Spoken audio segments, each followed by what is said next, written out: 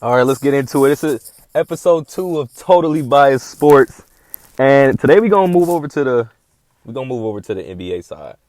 Um, my favorite player, LeBron James. I'm a Lakers fan. I call myself a LA sports fan. I'm from Cleveland, though, so LeBron my favorite player, but Jimmy Butler is my second favorite player. So Miami Heat is my primary favorite team. So the episode is gonna be today about the one and only, the Rookie of the Year, Mini Jimmy, the real Triple J, Jaime Jaquez Jr. 4-year player out of UCLA. Honestly, skill wise, talent wise, there's been better rookies that come out than Jaime. But in terms of NBA ready to play, I don't know when's the last time I seen somebody like this. I mean, when you watch him play, and he's a pretty formidable team, so they get a lot of primetime games. But if you're the type of person who, shout out to Stream East, shout out to Crack Streams, if you're the type to go watch NBA games, shout out to NBA League Pass, you're the type to go watch these games, and you watch this man play, he's a beast at basketball. I won't say he's the best player on the court, but this man understands how to play basketball. I have none but respect for him. That's how I play. You don't have to call plays for me. You don't have to call plays for him. He scored 31 points on Christmas Day, prime time, first Christmas game. You know what Spo said? Spo, coach of the year, could be coach of the year every year. Spo said, he scored 31 points tonight, and I don't think I called a single play for him. And I think that is the most impressive thing about him, and why I think he's the Rookie of the Year is because his play, his plus minus is always going to be positive when he's on the floor. He makes all the right plays, and he's the type of player where you can really plug him in, and he's going to do the right stuff. He's going to play defense. He'll go and he'll cut to the... This is my favorite thing about him. The way he moves off the ball is like 10-year vet status. I mean, a lot of times you see in the NBA, even veterans, when they don't have the ball, they just stand there. They don't cut. They're not watching the game. They're just waiting for the ball again. What I love about Jaime, what's my favorite thing about him is that his awareness should be like at 100 if he was my player on 2K. The way he cuts to the basket off of drives from other players is top tier. It's damn near elite. For a rookie, it's elite. I mean, this man makes basketball seem simple and easy, which it could be. But the way that he moves off the ball and how he is able to continuously generate the right play is so impressive to me. And that's just a testament to, his 4 years at UCLA, the people at UCLA, the development staff at UCLA, but also a testament to the Miami Heat coaching staff and their development team. This man has really been put in position early because Tyler Hero did get hurt. Shout out to Tyler Hero. Should be an all-star this year.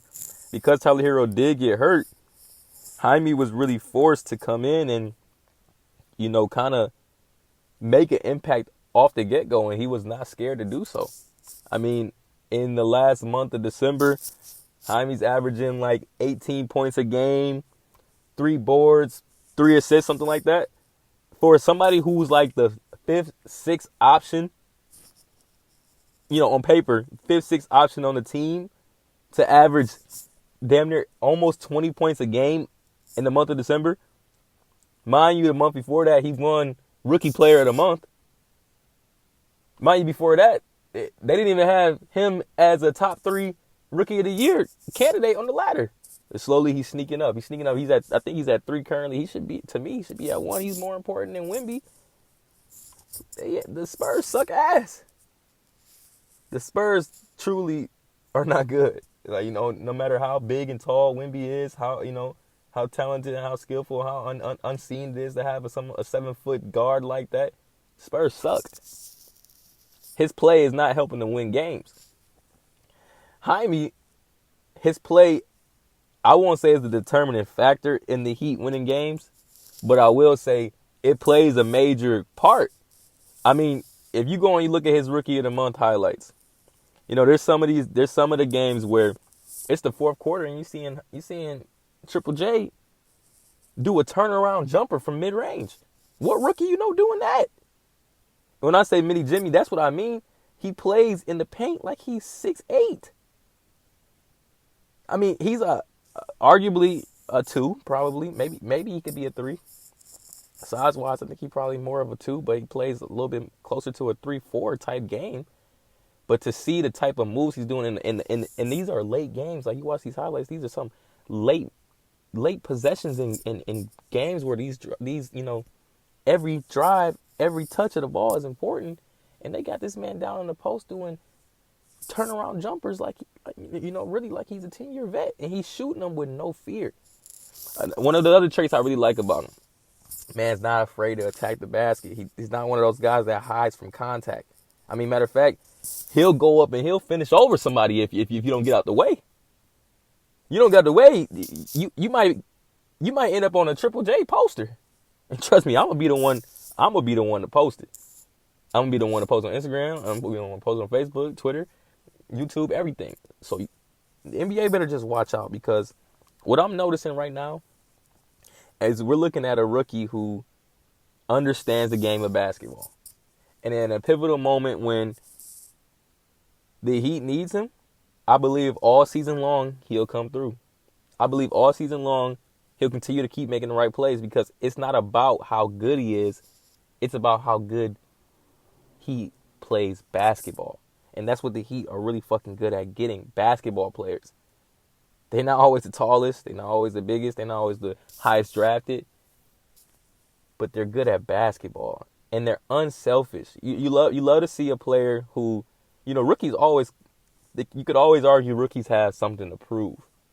When they touch the ball, they want to show the world, they want to show the team, they want to show the NBA that they deserve to be here. But when you watch him play, it doesn't seem like he's fighting to prove that he should have been the 18th overall pick.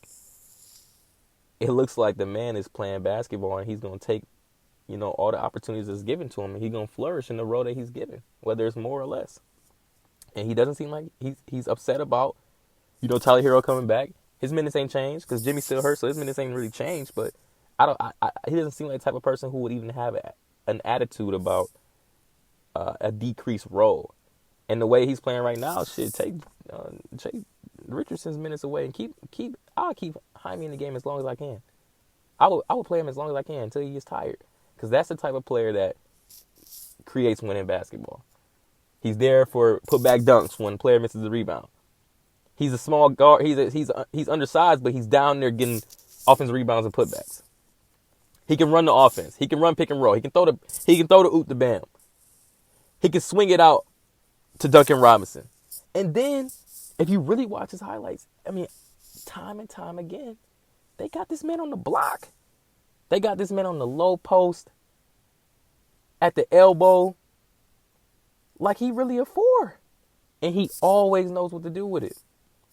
I will say, that spin move, I always, when Giannis used to do this and LeBron started doing it, I'm like, yo, how the fuck these motherfuckers keep getting away with doing this spin move every drive? But nobody can stop it. And even though Jaime is a rookie, he get that spin off, boy. He get that spin off. He'll get that spin off and he'll finish in the paint. He'll give you that pump fake. Contact, bang, and one.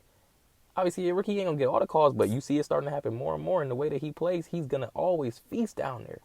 I've never seen a rookie that is just down there like that. That's not a big who really just down. I'm watching a highlight right now. This man just contested a dunk from Andre Drummond in the paint.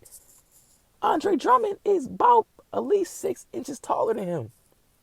Maybe less than that. I may be exaggerating. This is totally by sport, so I'm gonna say some wild shit. But who the fuck does that? Spin move in the paint, lay, hey.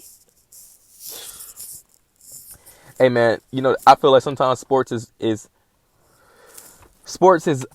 really more or less about the entertainment than it is about the actual game. So sometimes storylines do make a difference. And Wemby being, one of the most legendary prospects in the last so and so years, automatically I feel like placed him in first place for the ladder for the rookie of the year. Unless he just completely just tanked and just fell all the way fucking off. But the way that Jaime's playing, there should be definitely mass consideration for him being rookie of the year in terms of his efficiency on the court with, bona fide veterans, as well as the type of production he's able to continuously generate on a night-to-night basis as a first year player in the league. it's unbelievable to me, and it's really spectacular to see this man play so flawlessly. It doesn't seem like he's scared. His confidence is up. He plays with smooth game, and he just makes very, very few errors. Love to see that, man. And honestly, I'm gonna have to say that the NBA should be on fucking watch out, because the Heat, y'all know what the Heat about. We know what the regular season Heat about, and we know what the playoff Heat is about. And right now they're sitting at the fifth, sixth seed. They're gonna get in the playoffs, and we know what Jimmy's gonna do. And if Triple J is really the mini Jimmy, watch out, NBA.